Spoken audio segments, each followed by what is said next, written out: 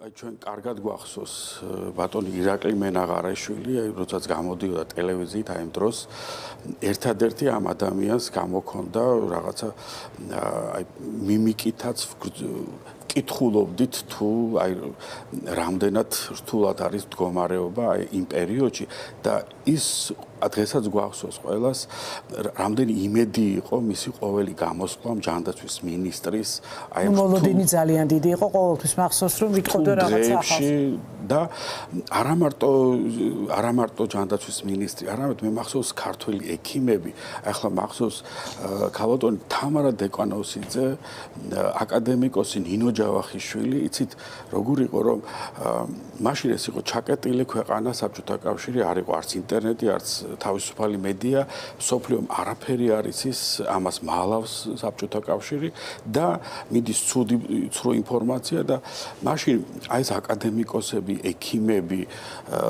იყო მოწვეული კონფერენციებზე კონგრესებზე და მათ გაქონდათ თავიანთი ნაშრომები და თავით ნაშრომებთან ერთად აი საზოგადოება სამეცნიერო საზოგადოებაში გაქონდათ ინფორმაცია თუ რა მოხდა 9 აპრილს და ეს სწორედ მათი მიზანი იყო რომ აი საერთაშორისო საზოგადოებრივი აზრის შემდეგ სამეცნიერო აზრის შემდეგ ზეწოლა საბჭოთა მთავრობაზე რომ მათ პირველ დღეებში არ იყო ცნობილი ეს ნივთიერება შემდგომ აი ზეწოლის შემდეგ გახდა ეს ცნობილი და იცით დღევანდელ დღეს რო ვადარებ აი იმ დღეს აი ესეთ ჩვენი მთელი ეს სამედიცინო სისტემა რამდენად ერთად იდგა ხალხი და არც უფიქრია მაშინ აი სუს ან კგბ-ს რომ მისულიყო ან ასეთ ექიმებთან, ამ მკვლევარებთან, მეცნიერებთან და ეთქვა თქვენ რატომ მიგაქვთ ეს ინფორმაცია გარეთ, საზღვარგარეთ და რაღაცა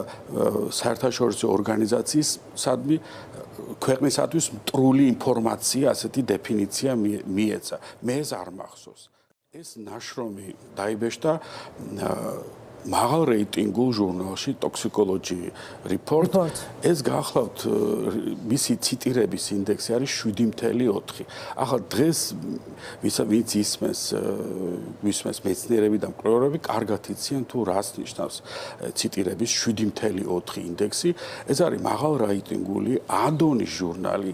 ეს ნიშნავს რომ ამ ჟურნალში პუბლიკაცია არის საკმაოდ რთული, არ უნდა გაიაროს რეფერირება სხვადასხვა დამოუკიდებელი ქვეყნების მკვლევარების და მეცნიერების მხრიდან მათ უნდა დაადასტურონ თუ რამდენად ვალიდურია სანდო არის კვლევის დიზაინი, კვლევის სტრუქტურა, შინაარსი, მეთოდოლოგია და მხოლოდ აი ამ შეფასების დამოუკიდებელი ბრმა შეფასებას ეძახიან ამას blind review. აი ამ დამოუკიდებელი სხვადასხვა ქვეყნების წარმომადგენლები 2, 3, 4 მკვლევარი ადგენს აფასებს აი კვლევას და ამიტომაც იყო რომ ეს კვლევა ჩატარდა სადღაც იანვარ-თებერვალში და აი ახლა დაიბეჭდა ნოემბერში ამდენი თვის მისი შეფასების შემდეგ გამოქვეყნდა ეს სტატია და ესეთი სტატია ამ დონის ჟურნალში ალბათ თითზე ჩამოსათველი მეცნიერი იქნება საქართველოში რომელსაც აქვს და ეს არის საქართველოს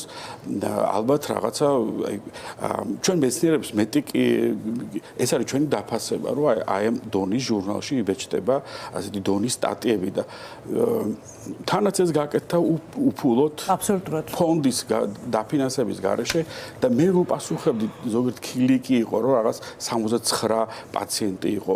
ეს იყო თავიანთი სახსრებით გაკეთებული, ენთუზიაზმით გაკეთებული და კვლევა. თუმცა კვლევისთვის გამოიკითხა 357 ადამიანი.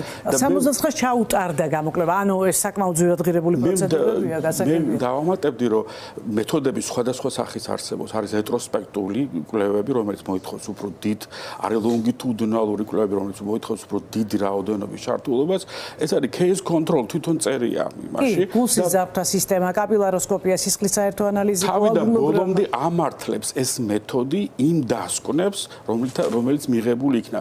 ეს არის სანდო, ვალიდური, მტკიცებულებებზე დაფუძნებული კვლევა, რომელიც მიიღო საერთაშორისო საზოგადოებამ და ამ დროს ესეთი მკვლევარი გამოიძახო სუში და დაკითხო, რომ თქვენ რატო გაავრცელეთ ეს ინფორმაცია, მე არ ვიცი, ეს ყველანაირ წითელ ხაზს სცილდება, იმიტომ რომ ახლა ჩვენც აგერ ბატონი ვახო დამერწმუნება, რომ ჩვენც ვეშტავთ პუბლიკაციებს საზღვარგარეთ უცხოურ ჟურნალებში და იქ ჩვენ კრიტიკული დამოკიდებულება გვაქვს დაუშვათ აი რეფორმების მიმართ ჯანდაცვის იქ DRG სისტემა არის ახლა დაიბეჭდება საპენსიო სისტემაზე, მაგრამ ეს ნიშნავს, რომ ჩვენ ქვეყნისათვის მტრულ ინფორმაცია გაგვაქვს საზღვარგარეთ, ეს არის საერთაშორისო საზოგადოებრიობას მეცნიერთა წრეები, რომლებიც ამაზე რეკომენდაციებს იძლევიან, ამას იკვლევენ, კომპარატივებია შედარებები.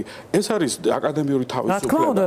აკადემიური თავისუფლება, რომელიც აუცილებელია განვითარებისთვის. ალბათ საბჭოთა კავშირში იყო ეს ასე, ახლა გამახსენდა უცებ პასტერნაკის დოქტორ ჟივაგო, როდესაც შემთხვევით იტალიაში დაიბეჭდა და ამის გამო ისეთი დააწიეს პასტერნაკს, რომ გული გაუხეთკეს ამკაც, ასეთი ჩვენ ასეთ ქვეყანას ვაშენებთ, რომ კვლევრებს, მეცნიერებს, რომლებიც ადონის ჟურნალში ქვეყნდება კვლევა და ამას მოუძდებ დღესაც ახსენებ ამას, რომ აი მამაშვილი რა შუაში ეს მამაშვილი ესენი არის მკვლევარები, მეცნიერები, შეიძლება ისინი არ ეთანხმებიან პოლიტიკას, მაგრამ ყველა ხო არ დაეთანხმება რა ეს კვლევა არის აბსოლუტურად სანდო კვლევა თავისი ვალიდურობით ამას ამტკიცებს თვითონ კვლევის დიზაინიც, თვითონ კვლევის ციტირების ინდექსიც და ამაზე თქმა კიდევ რომ კიდევ გაგრძელდეს მათზე ზეწოლა,